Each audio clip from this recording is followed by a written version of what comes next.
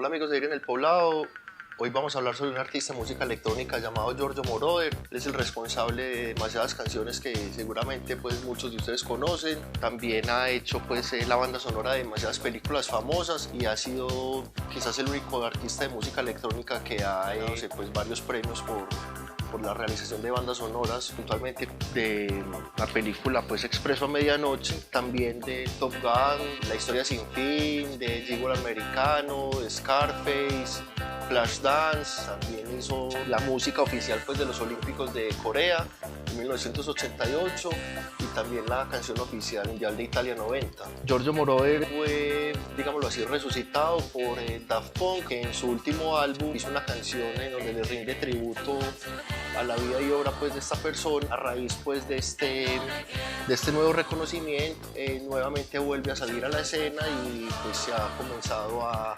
popularizar aún más en estas nuevas generaciones. La canción que primero quizás lo catapultó a la fama fue I Feel Love, con Donna Summer, que en Colombia pues es muy recordado. Me parece curioso que siempre la relaciona con la canción de la película Rosario Tijeras, en una escena pues en la discoteca cuando ellos están bailando. Es una pista bastante bailable donde él pues ya empieza a usar sintetizadores para hacer música disco, música electrónica. Fue quizás el momento en donde se separa de lo que fue el disco al disco europeo o al italo disco, en donde sí tiene ese sonido pues más marcado, como con esos sonidos espaciales y futuristas, en vez de algo más cantado y con coros y tropical como es el disco quizás americano.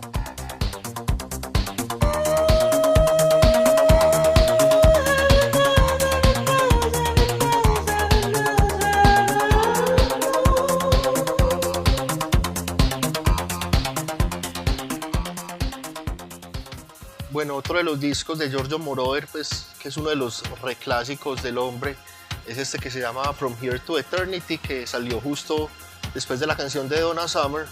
Es un trabajo discográfico en donde pues, primero remasteriza la banda sonora de una película vieja que se llama Utopía, pero pues es donde pues, es el álbum completo, donde se siente pues, como la curva del artista haciendo pues su producción, no solo una canción, sino pues en el álbum canción por canción y todo el esfuerzo pues que se le entrega a la producción de un disco.